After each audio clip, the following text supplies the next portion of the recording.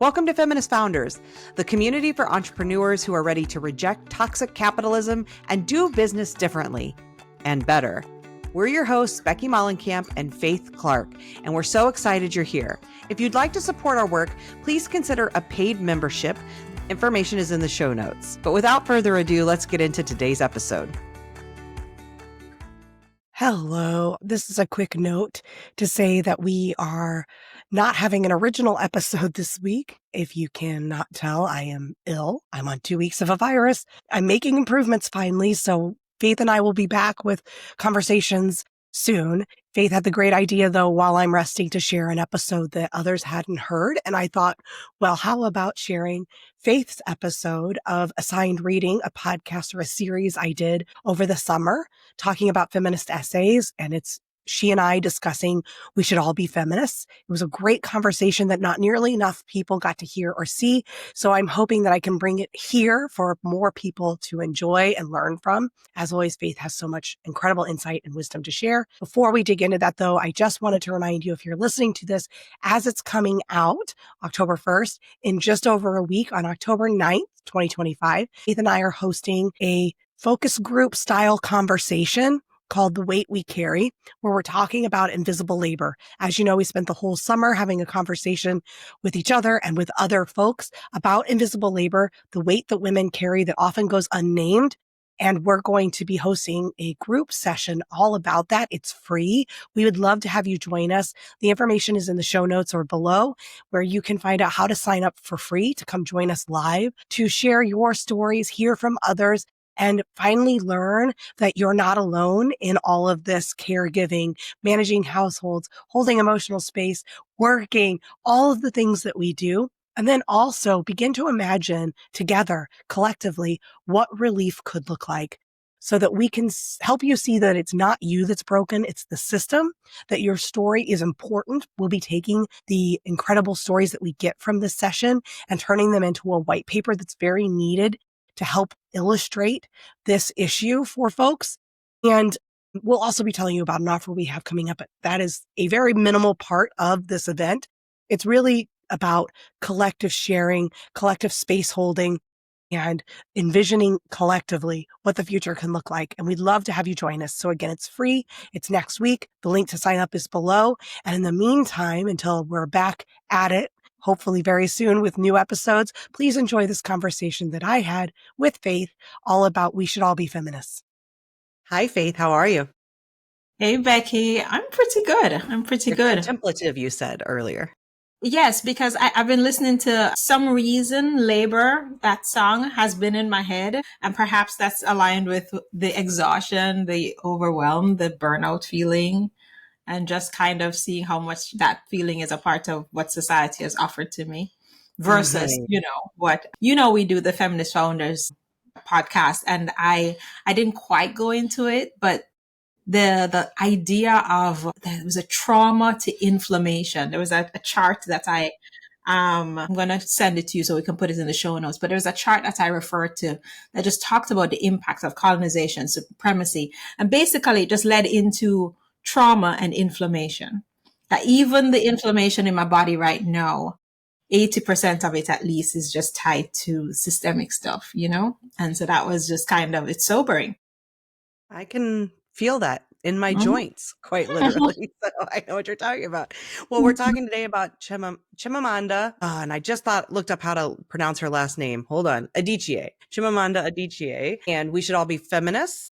I believe that's what it's called. Now I feel bad right? That's right. Which I had most of these essays we're doing for this, I've never read before. So they're new to me. This, I actually listened to the audiobook version. It was turned into a book, even though it's very short. It's 30 minutes.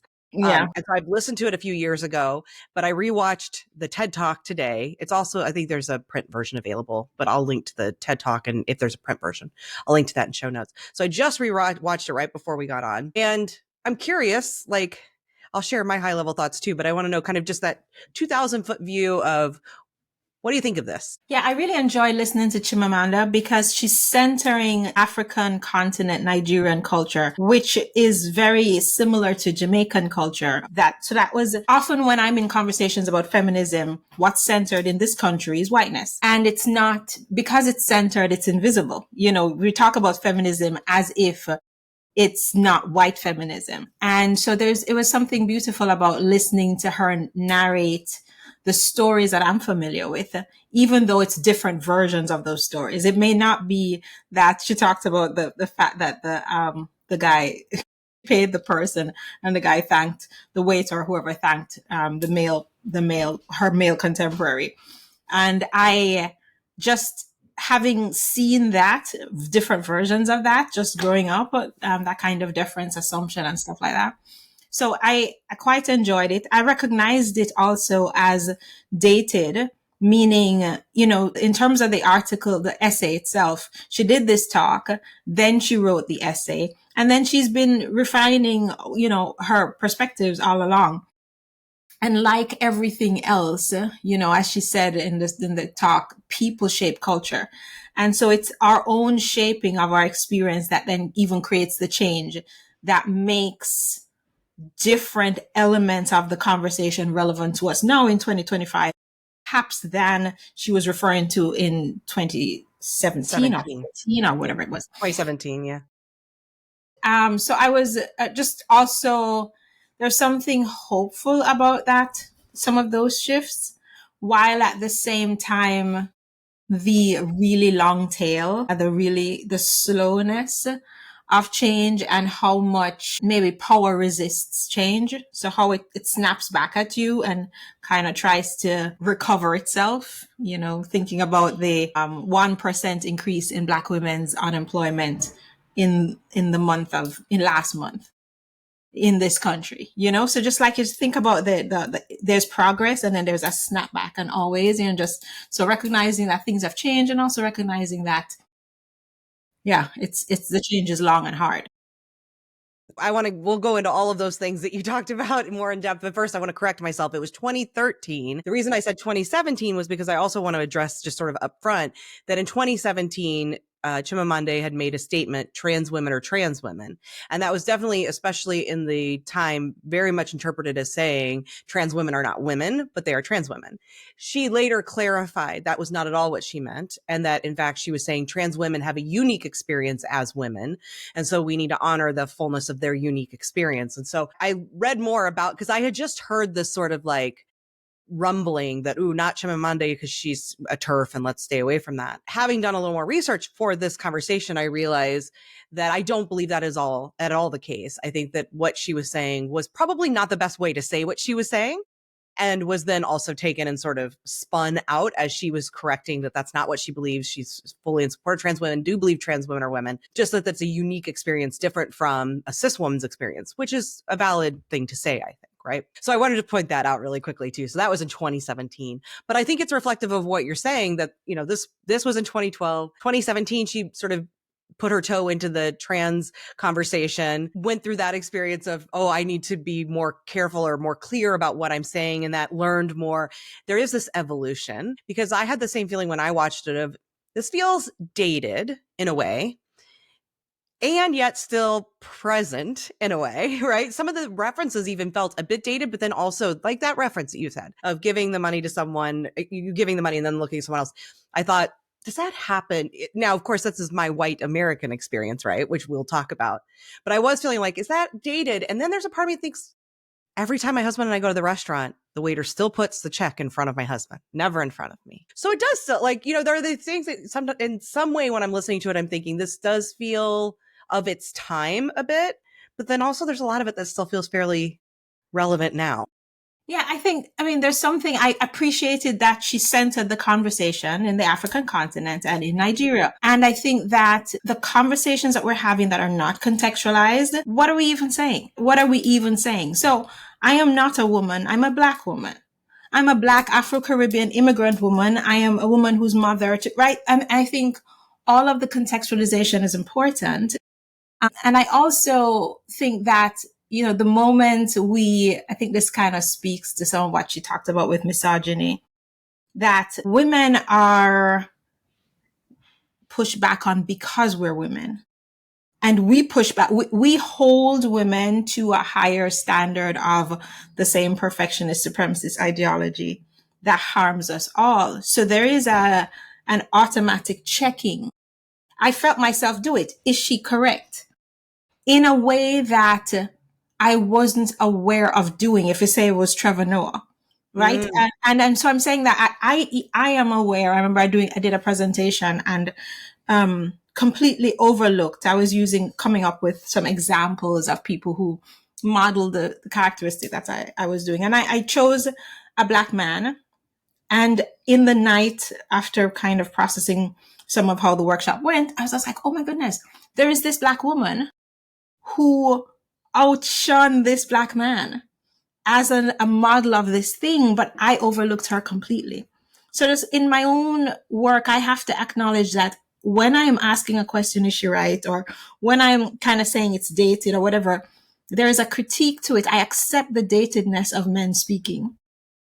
Whereas I'm there like, is this right? And I think that's part of what she's talking about, that the oppression of women is so much in the water that we ourselves, do it, just. For sure. And I mean, for me too, as a white woman and a white American woman specifically, like there's that same thing of me saying, well, this feels a little dated, or is those things relevant, or this isn't my experience. And then that's that checking in of like, well, no, it's not meant to be my experience. Yeah, it's not your experience. Yeah. Exactly. But it's being so accustomed to things big, especially these conversations around feminism, which is the problem, right? That's a huge problem. But I'm so accustomed to my experience being this experience that is centered that when it's not, it can feel not even challenging, but almost it's easy to dismiss it. Right. Which is exactly and I think too. Yeah. Yeah. And I think too, just even, it's impossible. I was in a conversation this weekend past that, this person said it's impossible to separate my womanness from my Blackness, and so it's when I think about even whatever, I didn't do the research on what she said about trans women, but I do think that the quickness of our reactions to everybody's stuff is part of the drive towards perfectionism, or to look perfect, to say the right thing.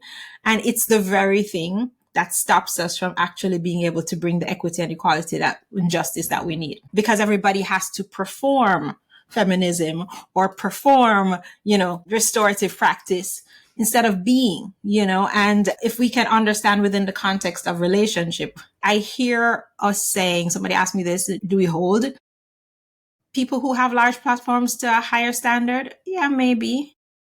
And also we should hold ourselves to the standard of listening through the lens of the thing we actually want, versus, anyway, I could go off on that. Well, I think it's a great avenue to go down, because I think you're right. Like, and this has come up more than once in this podcast, because, we're reading a selection of essays that go way back in time to much more current.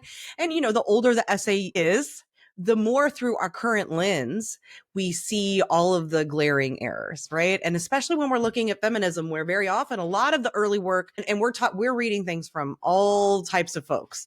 But some of the things that we're reading from white women are very clearly missing so much of the context you've talked about. They are falling well short of what we would want them to be and what they should have been. And it's like, it's this whole separate the art from the artist thing of like, can we appreciate the pieces that are helpful, that help shape a new narrative, while also critiquing the parts that are not, without it being this like, I hate this expression, but throwing the baby out with the bathwater. Like, why do we want to get rid of an entire collection of work because it doesn't fit not even today's, what should have been then, right? But because it wasn't, do we say, well, then none of this matters? And cancel culture is such a hard thing, because, I do agree with people who say it's accountability, right? It's not cancel culture, it's accountability. And someone like Chimamanda has since said, like, that is not what I think. And I think there are still people who harbor that ill will. And it's like, where do we allow that grace? And I love what you said, like, where are we holding ourselves to a different standard? Yeah. I really think that what we've set up here is quick hits information about a thing and make a judgment, which is so far from what's required to actually build spaces where all genders have equity and justice. And yes, absolutely, there is going to need to be focused work. The more we understand, the more contextual information we build in. Can I celebrate these people who, as blind as they were, did this body of work? Can I not make them bad? Yes, they had racists, that white, all kinds of things that we are now exploring. No, let us hold ourselves accountable to that. But let's not hold them accountable for what we know now. Let's just take what we can and keep it moving. But that's the same thing that stops us from keeping moving, because we're kind of busy with, did they perform it right? According to who? It's according to me, no. So again, I'm not integrating anybody else's context. I'm just kind of centering myself. I'm like, that's so, yeah, exactly. As you're saying that, I'm thinking that's just yet another way we're centering ourselves in it. And I hope that 12 years from now, that's how old this piece is. I hope 12 years from now, I'm seeing the world differently. Right. I mean, I hope so. I hope that I go back and listen to these podcast episodes 12 years from now and think I could have probably done that better. And oh, my understanding around that issue has definitely changed. And it's not because I want to like shame myself now, but that's an evolution. We should always be looking for that. I'm celebrating me then for getting me now here. Right. So me now wouldn't exist without her. These people who came up with this framework, flawed as it was, we wouldn't be here having this conversation. So it's just like, and like I have a person I follow who is like, no, that was Faith 2.0. That was Faith 3.0. Today is Faith 8.0. And it's okay for me to honor 2.0's version of this thing. And this particular person is an artist, and they don't even rewrite their songs. They're like, that song was written by my 1.0 version, and it is the art of that person. Mm-hmm. And I think that, in this conversation about what did she say? It was one version of feminism is social, political, economic equity for everyone. Who's everyone? That person too, and just like, yeah, good. And also let's pay attention to the things that are in front of us right now.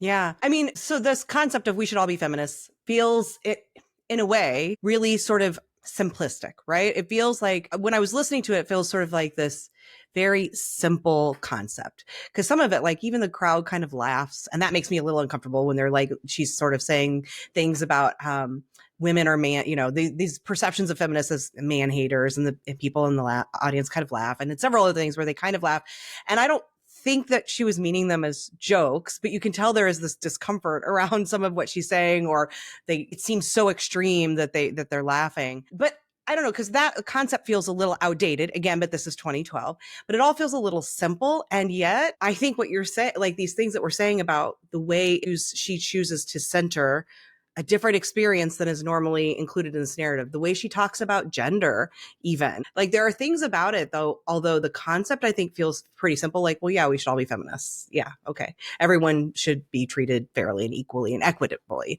Okay. But I feel like there's more depth to it when you really start to examine it than I think my first reading gave it credit for. Because my first reading of it, I was just kind of like, duh. You know what I mean? Like, duh, yeah, we should all be feminists. Okay. But this time listening to it, thinking, no, there is so much more to this piece. And I think it is important. Yeah, I think, first of all, I didn't take the laughter as discomfort. But again, I have an entirely different cultural awareness. How did you take it?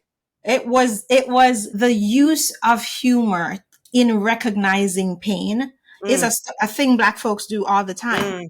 And so I saw it as, I'm looking at these faces, and it is an ouch, but it's also, we laugh about our pain. And I remembered being in a workshop where it was a primarily Black audience facilitated by white people. And I was helping with the organizing, and the facilitator came to me like, why is everybody laughing?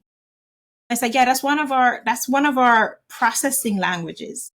And so that was kind of how I took that in. And when she said we should all be feminists, I remember the first time I heard her say that, I was also just getting into what's his name? Anti-racist book. Ibram. Yeah, Ibram. Yeah, Kennedy's work. Yeah. And his own expression of you have to be anti-racist. There is no not racist. I think her statement of we should all be feminist, Right. tied to her own comment about men say, I just don't think that way, is about a man, a person who's not woman, not a man, and especially a white man, must own feminism to begin to unearth the ways that they have marginalized women. I say, so you must claim it. You must claim this recognition of it has not been equal and I'm complicit. Just the same as we all have to claim I have racist thoughts. The only way to kind of heal that is to say, I want to be against my racist thoughts. I want to be against my misogyny. And so when I heard her say it, that was how I took it in as if it's easy for me as a person who's actively experiencing the oppression, people who have power can't just say, no, I don't do that. And that's kind of. Yeah, I love that part where she was saying that about it's not because she like I can feel you in the audience, men, sort of saying, I don't think that way. That's not me. This isn't about me because I'm not one of those men, right? In the same way that we recognize all the time with white folks who are like, no, what you're talking, that's not me. This isn't about me. I don't even have to participate in this because I'm one of the good ones. And you can feel these men sort of, I'm one of the good ones. And she addresses that head on. And I love that because the more that I've been leading into using the word feminist in most of what I do, the more I am being confronted by and really understanding how much men are afraid of that word. They don't believe that they can own it. They don't believe that they are that they're allowed to be. Like, I think even the good ones have all of this misunderstanding around the label feminist and the number of women also who think feminist means woman. Right? Like when in Google thinks feminist means woman. Whenever I search for something feminist, it brings me back all of this women's stuff. And I'm like, women and feminist are two different things. And feminists can be men and should be, right? And yet men feel reluctant to own that and to claim that. And I think part of it feels like it's because they don't think they're allowed to, as in it's our term. And I think there's some worrying about like, am I sort of appropriating that? If I do that, am I stepping where I shouldn't? I don't think so. You don't think that's why men are like that? Okay, good. Tell me what am I giving them too much credit? No, I think it is completely, this thing does not center me. And they're not going to own that. It's too hard. It's too painful. So then it's like, I'm not like this. Why are you trying to put this thing on me? And so there is discomfort in owning that word because of those things. And then the structures of maleness mean that you have to really, the people that the patriarchy have harmed the most are men. Women have been harmed a ton, but the freedom to rethink, reorganize, there's a way that we've had to be active in thinking about it. So many men, because it's a position of privilege and they benefited from it, are blind completely to it and to the harm to them. So yeah, they haven't thought about it at all. And to kind of own the word would be to even think about it. And yeah. It's interesting and probably very true. I think maybe I'm giving a little too much credit to some men. I'm being generous. She does talk about the ways that patriarchy, misogyny harm men. And I think that was really valuable and interesting because I do think as much as we don't want feminism can't and shouldn't center men. And there is this part of me I rarely can tap into where I think we also have to find ways to help men understand that it is also about them, right?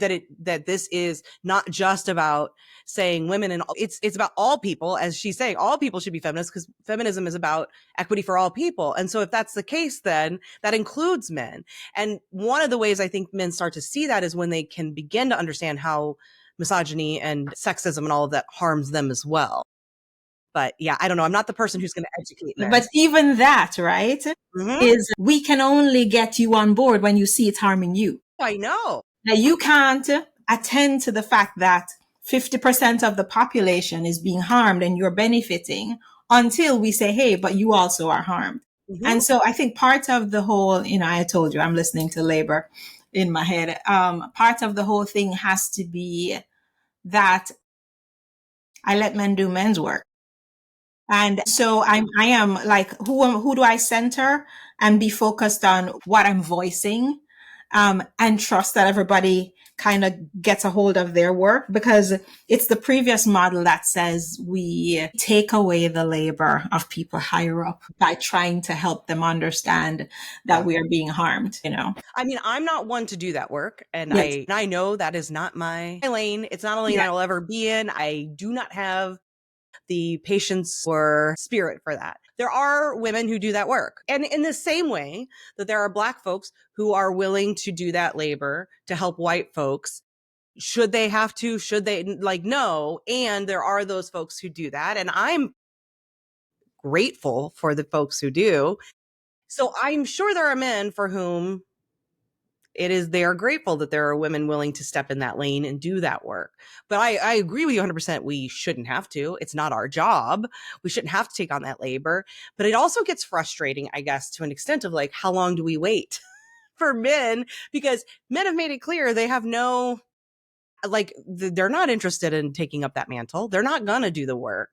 So I guess maybe the thing is just getting more, and this is probably where it comes down to, is like, we need to get the white women who aren't understanding intersectionality, understanding how all of these issues affect them, and why that they need to start actually making choices based on their interests and not just proximity to power. Yeah. I guess that's where I the think work that is. for all of us who are in the work, we have to own our place in the work. And yes, men or white women in my case will listen to me, and I find myself uniquely maybe positioned because I also don't have a Black American lens on this in particular. So I'm just different in some. I think we have to own our place and be willing to tell our own vulnerable stories to whoever, right? That's different from I'm here to make you change your mind. There's a way that the centering has been about a single story and been about the application of this single story to everyone. And then, I am an advocate for everyone getting into the nuanced details of their own story and making that visible in whatever ways feel safe to do so, recognizing that people with multiple marginalized identities are more unsafe in telling their stories than others. And I encourage folks, the more privileged identities you have, the safer you can be in telling your story. So get good at listening to what's really going on for you and not telling a story that's kind of like a broad brush stroke of the situation.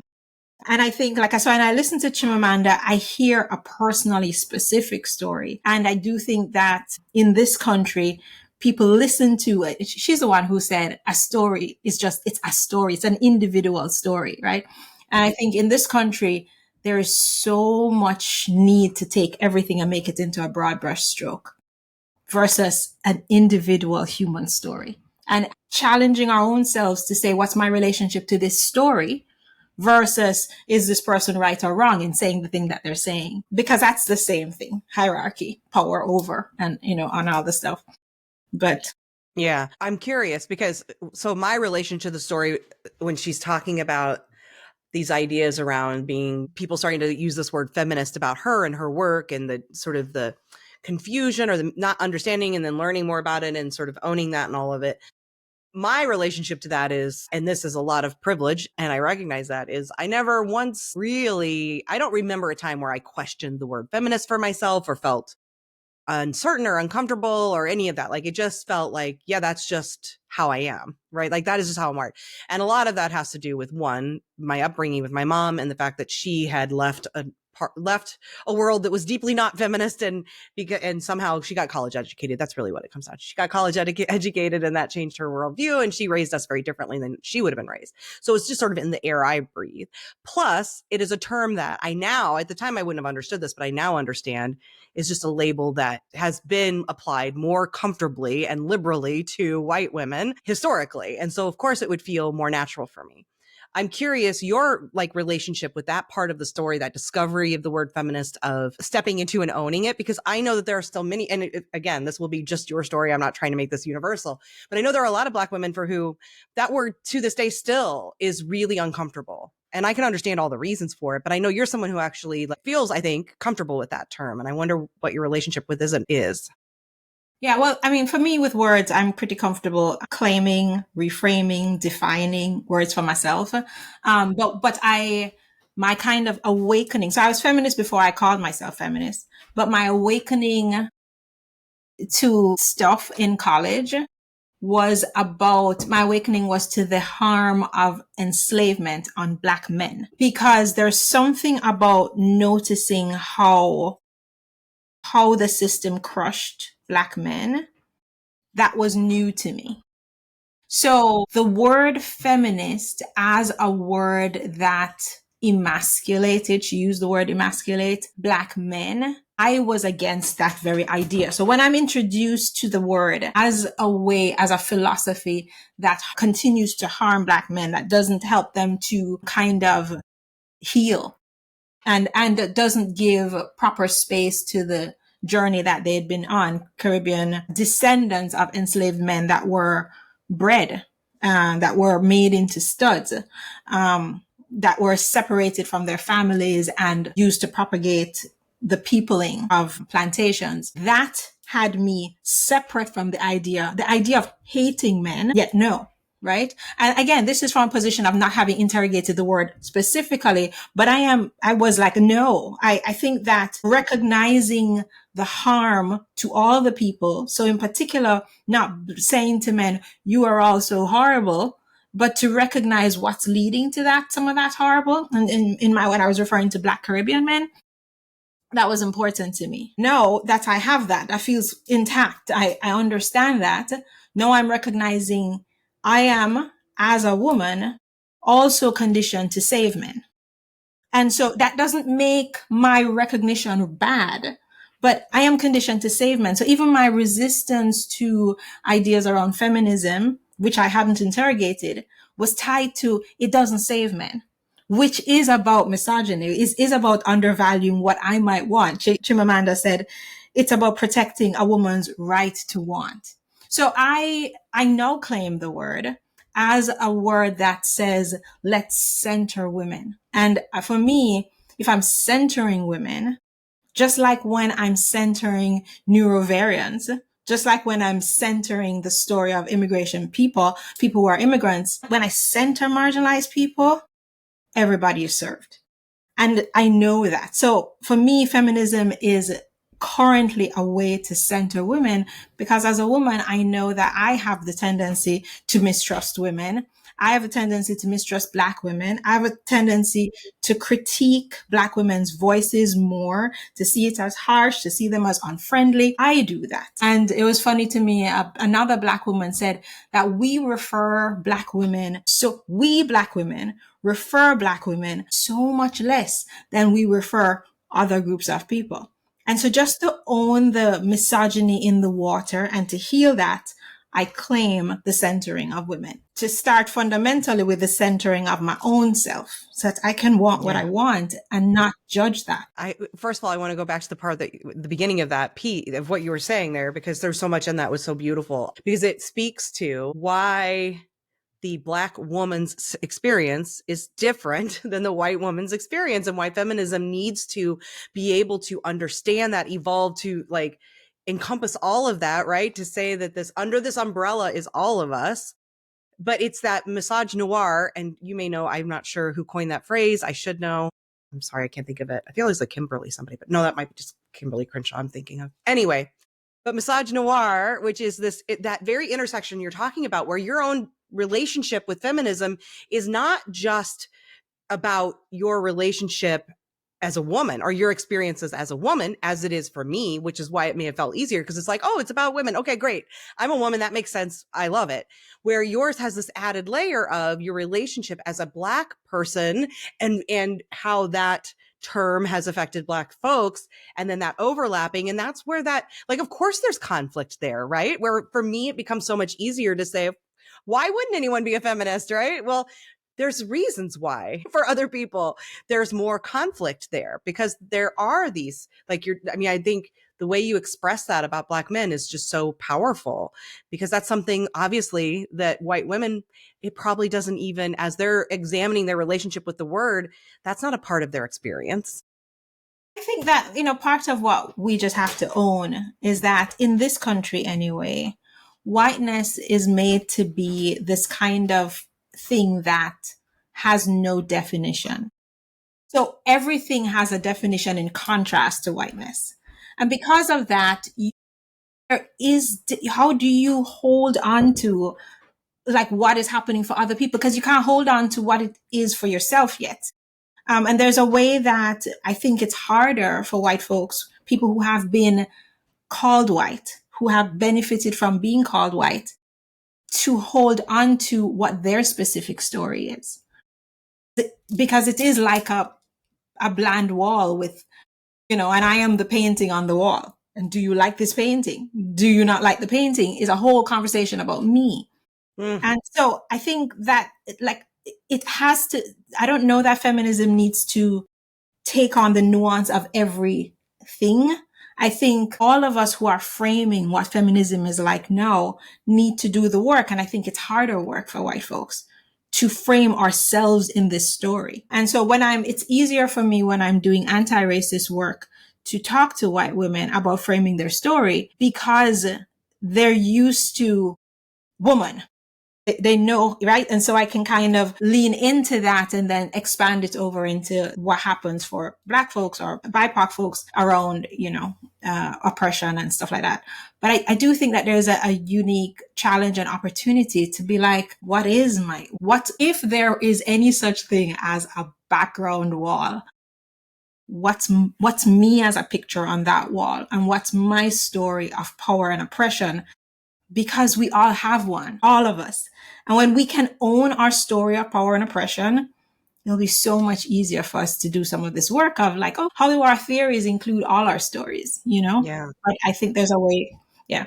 Well, I was just say, as a white person, I will say, like, that is very challenging for a lot of white folks, right? And I think we often hold on to the oppressed identity we hold because it's in some ways easier than having to confront the power position that you hold, right? And having to look at that white wall instead of saying, oh, but I'm also a woman and look at that pretty art. And but I'm queer, look at this art, right? Like if someone was to ask me the things like the identities I hold, white would not be the first one I go to. In fact, it would probably be one of the last, right? I think of myself as a woman. I think of myself as queer. I think of myself as a mother. Like these are all identities that I hold that have some oppression to them. And I think there's something about that experience that does feel it's the othering. And that is because, and what you're saying is like, we can't have othering if there isn't what's the not other. And that is the whiteness. And that is really hard to confront because it's not something I can change. Like, this is how I was born. I can't change how I was born. And having to confront that, like, I hold this identity that causes other people to feel othered, causes myself even to feel othered. And I can't change it. I have to confront it. Like, that is really, it feels icky, right? It feels icky. And yet we have to do it. But I just think that way of like, I love that framing of the blank space, the white wall. Here's the thing though. Yeah. You have been oppressed by your whiteness. Okay.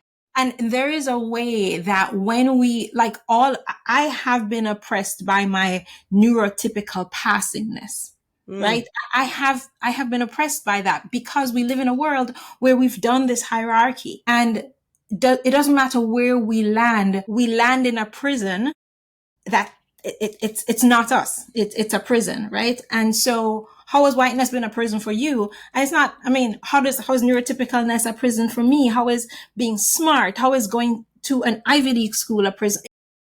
That's the work of framing ourselves as a painting on the backdrop versus just being the backdrop that then is in contrast to everything else. That's part of what creates the saviorism, I think, in any identity where we're trying to do, I'll help you, because we are not, kind of just owning our own complex story of oppression and advantage. And I think all of us have that story and some of us have more of the oppression than others. And, but I do think that that then will tell feminism as a different story, as a story of like, oh, there is this complex interweaving of oppression and advantage for all of us.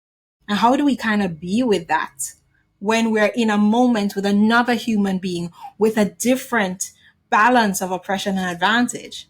And then how do we hold that like as a sacred thing versus, trying to have rules about how this is how, this is how justice work is done. We will forever fail. We will forever fail. This is how, this is,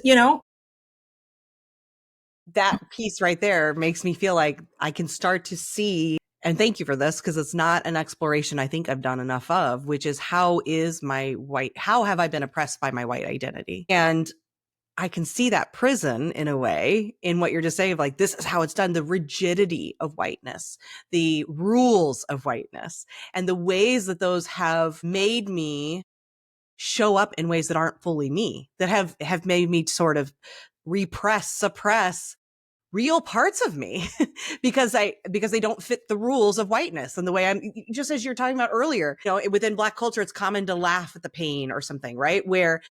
And maybe that feels good. And I've missed out on that because the rules of whiteness haven't given me that space to do that. Like, it's just a small example, but it's just that thinking of like, what are prison, the box inside of that I've been forced to stay inside of because of whiteness. And I think when you start doing so much of this, like unlearning and all of this work as a white person, the invitation feels like to not deny your whiteness, but to, in a way, like try to, the saviorism piece, probably trying to make amends for it, right? Like, how do I make amends for this thing that I didn't want, that I have, and like, that is causing harm to others without it being that piece of how's it causing harm to me? And how do I fix that within me? Because if I can fix that within me, then that changes my relationship, just in this very example of like this piece. If I were having that freedom to laugh at trauma, to laugh at pain, as just a very small example, when I watched that, I would have had a different relationship with that, right? Like that would have opened something up for me. So it's just such a beautiful invitation. Yeah, I think that even like as an example, how have my own prisons informed what I believe about other people? Right. Just in a micro moment. I know I'm not supposed to judge people in the big things, but just in a micro moment, how's my prison informed that? Yeah, there's so many of these pieces I've heard Black folks talk about the relationship to some of the history that some people want to to repress. And it's like, why don't our white friends align with the people who helped with the Underground Railroad? And there's so many people who have been powerful advocates of all kinds of stuff. What's the thing that says, my goodness, I am so ashamed of being white? Yes, yes, you benefit. I'm not denying that, but there's just something that goes straight to shame. That's a prison. And if we can kind of interrogate that a bit and understand, break it apart, and then it just gives us some more space in all this work. What are our prisons? And how does that help us have compassion? Because then what power does, not, whiteness in this case, but what power does is instead of looking at how we've had a prison, you're just like, I don't want to look at the prison. So I'm going to put you in prison to make sure you don't let me look at my prison, because that's what power does. That's what's happening right now, right? In this culture with the reaction to DEI, right? Is exactly that. And it's like, but what you're saying has me thinking, oh, I don't know how to say this in a way that doesn't sound like I'm saying in any way that Trump is right, because I'm not. But it has me thinking the way that we have taught about racism, slavery, these kinds of issues within America has perhaps not been the best approach to it. The answer isn't to do what we're doing now, which is instead, let's hide it all. Let's just go back. Like, let's step 20 steps backwards. But the piece that I feel is missing that you're speaking to is, as a white person learning that, it does feel like it was shameful. And it is shameful. It's a shameful past, but it's not my shame today unless I make it my shame today. And how could we instead teach, what do we do? How do you examine the ways that it's harmed you as a white person? Like, that was certainly never discussed, right? Because I think it is grounded on the shame. So we can't, if as a white person, I'm to say, how has slavery, the history of slavery in this country, how has it like caused a prison? For me, that feels so wrong. And yet I think I hear that, like, there is something there to explore that would change everyone's relationship to these things. The answer is not put it in that box, throw it away, and hope we just don't ever have to talk about it again. But I would like, if I had had a teacher talk about slavery in the ways that you're talking about that, I can't imagine how that would have shaped my life moving forward, how that would have changed But me for the you wouldn't better. have had that reinforced in the society around you, right? What? Well, yes, I'm saying if we, right. Yeah, But right. if we're all teaching it, if it's like, Yeah. it becomes, And so what has happened is that as people have liberated themselves and told their stories, then it shows up that other people haven't told their story properly. And so there is an opportunity to tell a different story for white folks and not to tell it in a way that is repressive of the facts of the story, but also to own the fullness of the story. And that's what Black folks have done, to own the fullness of the story. And it's a horrible story because the story that was being told before, is a story that says, hey, we saved Black folks from, their stuff and brought them here to civilization. And I think that there's something about this story of shame is a story that was invented by whiteness and by power and needs to be deconstructed by whiteness and by absolutely. power, in a way that embraces what's really going on versus to say you have nothing to be ashamed of, because this is the other extreme. It wasn't you, it was your ancestors or whatever it is. So you're not white, you're not racist, you're not misogynist, you're not whoever. And it's like it's also a way to not own the whole story. And I think all of us back to this, let's own our own stories and tell our stories and listen to each other's stories and own that they're different stories and that we're all being harmed by the same thing, the hierarchy that we've created with story and with Yeah. value. Well, I've always said that shame is the sharpest tool in the oppressor's toolkit. And I do believe that. I mean, even if we take it outside of issues around race and stuff, if we look just at like abusive relationships, interpersonal relationships, time and again, you see an abuser using shame as a way to keep their victim from leaving, right? Because if you can make someone feel so bad about themselves, they will not take action.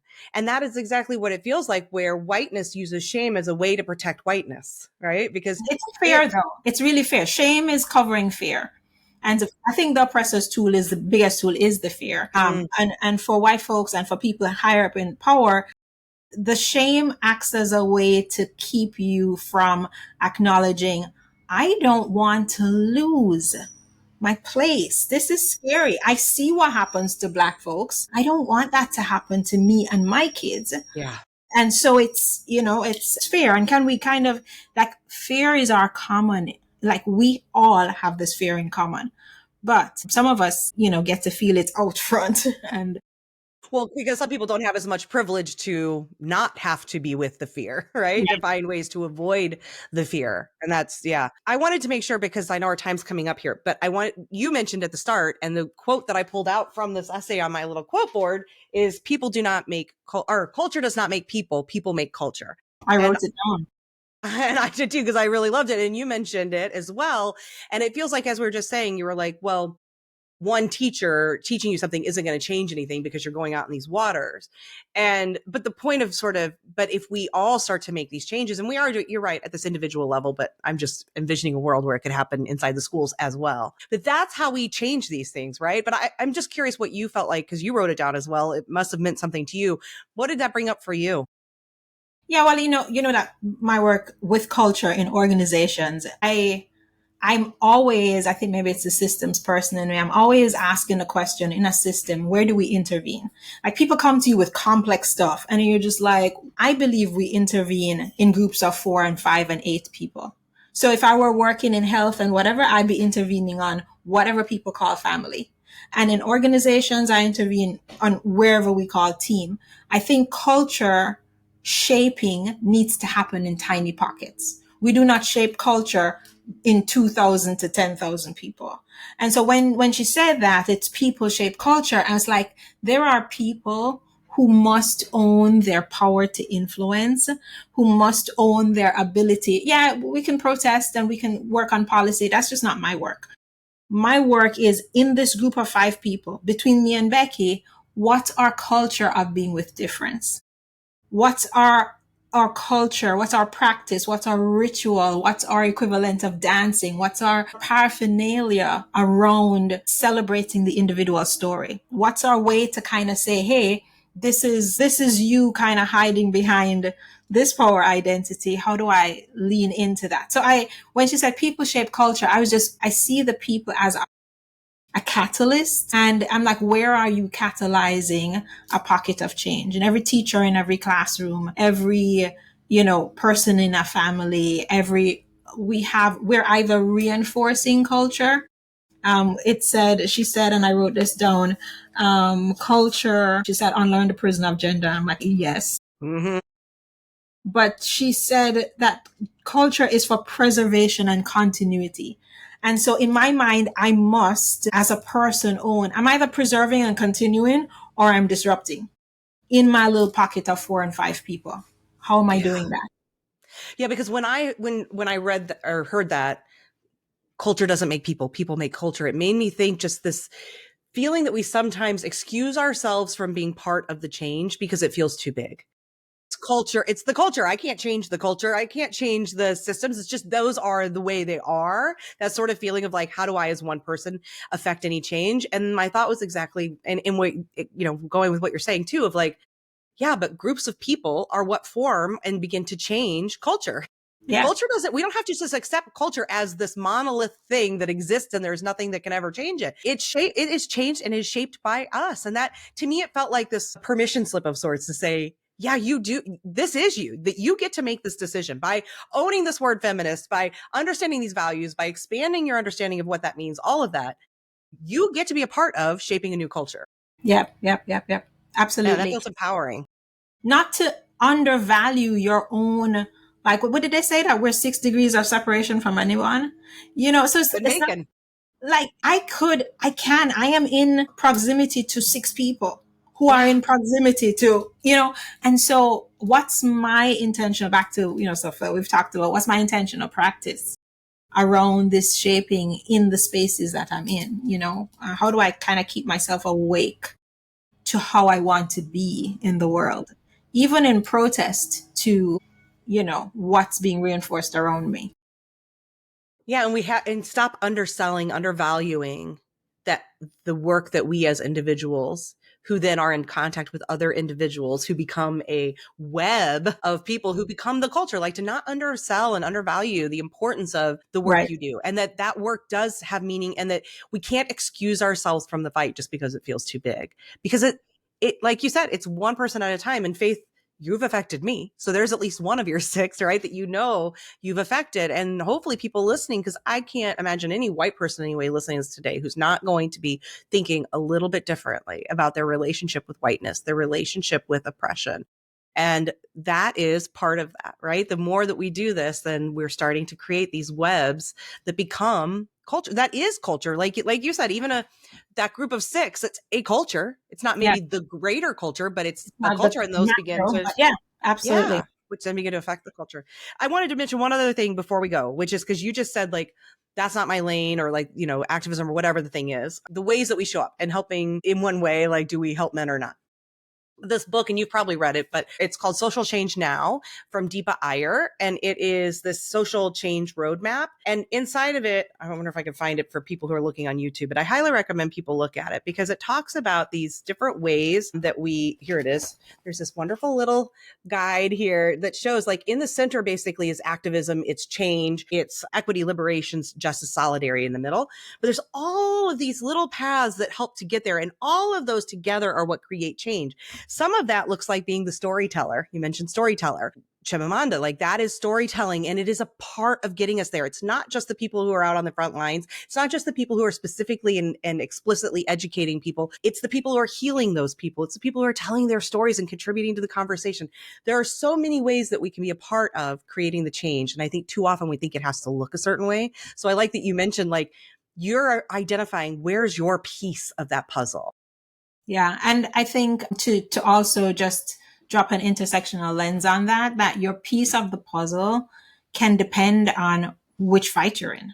yes, the overall fight is equity, justice, and liberation for all. And in the space of neurodiversity, I may be in an educator type role, whereas in the space, there are, again, back to perfectionism. We have a way to be judging people's engagement in the fight. This is what you should be doing. You should, march or not march. And I'm just like, listen, I have the immigrant thing. I have the queer thing, the trans thing. I have the woman thing. I have, right? Like, what am I doing in what lane? And again, as a Black bodied woman who sits really on the bottom of the totem pole of how, so rest is like, and am I working on my resting? Oh, resting is the revolution. Like, we all want to really pay attention to where we sit in that circle. And if your thing is not listed in that circle, claim a thing and call it. This is the way I engage in this thing. My birthday was last week, as you know. Somebody sent me a poem, and they're saying Black folks don't celebrate a birthday; they celebrate a birth week, a birth month. For so many of us, we're here longer than they thought we would be, and so my existence is the celebration, and my existence is the protest, is the pushback. And can I own that as enough? Because for so many of us, women in particular, our sense of enoughness is not.